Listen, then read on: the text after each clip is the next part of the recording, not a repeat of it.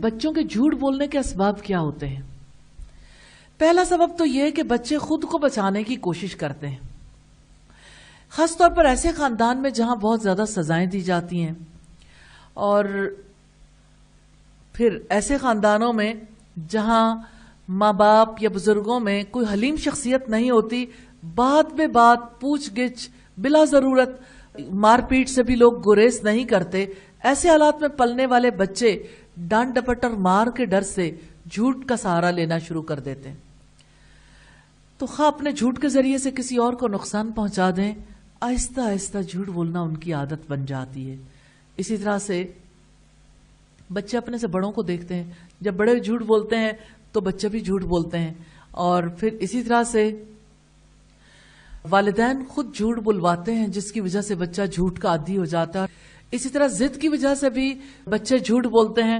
جب بچے دیکھتے ہیں کہ بڑے جھوٹ بولنے سے تو منع کرتے ہیں، خود بولتے ہیں، سچ بولنے کی تلقین کرتے ہیں اور خود سچ نہیں بولتے، تو انسان کی کچھ سائیکولوجیکل پرابلمز ہیں۔ بعض اوقات ایسا ہوتا ہے کہ بچہ کہتا ہے اچھا خود تو جھوٹ بولتے ہیں، ہمیں کیوں نہیں بولنے دیتے، تو وہ ضد میں آ کے جھوٹ بولنا شروع کر دیتا ہے۔ اور اسی طرح سے بعض اوقات غصے میں لوگ جھوٹ بولتے ہیں، انتقامی طور پر لوگ جھوٹ بولتے ہیں۔ پھر اسی طرح سے سم ٹائمز لوگ ذاتی کمائی اور فائدے کے لیے جھوٹ بولتے ہیں۔ دوسرے بچوں کے نسبت اپنے آپ کو بہتر ثابت کرنے کے لیے بھی بچے جھوٹ بولتے ہیں، اور سچ کے بارے میں صحیح کانسیپٹ نہ ہونے کی وجہ، مسکنسیپشن کی وجہ سے بھی جھوٹ بولتے ہیں۔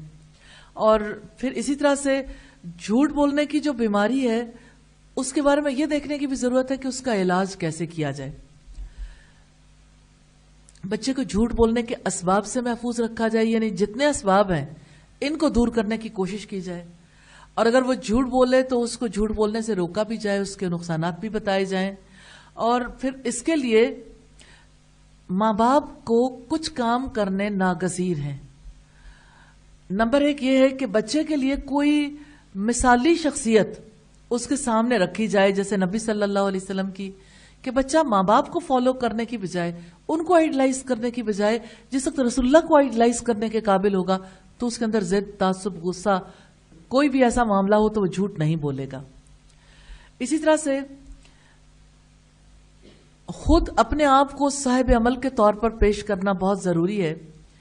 عبداللہ ابن عامر کا کہنا ہے کہ ایک دفعہ میری والدہ نے مجھے کہتے ہوئے پکارا، ہاں تعال اوتیک، یہاں آؤ میں تمہیں کچھ دوں گی۔ رسول اللہ صلی اللہ علیہ وسلم اس وقت موجود تھے۔ آپ صلی اللہ علیہ وسلم نے میری والدہ کی بات سن کر کہا، تم اسے کیا دینے کا ارادہ رکھتی ہو، کیا دینا چاہتی ہو؟ ام عبداللہ نے کہا، میں اسے کھجور دوں گی۔ آپ نے فرمایا، اگر تم نے اسے کھجور نہ دینے کا ارادہ کیا ہوتا یا کھجور نہیں دو گی تو تم پر ایک جھوٹ لکھ دیا جائے گا۔ یہ سنن ابی داؤد کی روایت ہے 4991 نمبر پر۔ تو ہنسی مذاق میں بھی بچوں کے ساتھ جھوٹ نہیں بولا جا سکتا، اور پھر یہ کہ انعام کے لیے جھوٹے وعدے بھی نہیں کیے جا سکتے۔ کتاب انزلناه الیک لتخرج الناس من الظلمات الى النور باذن ربهم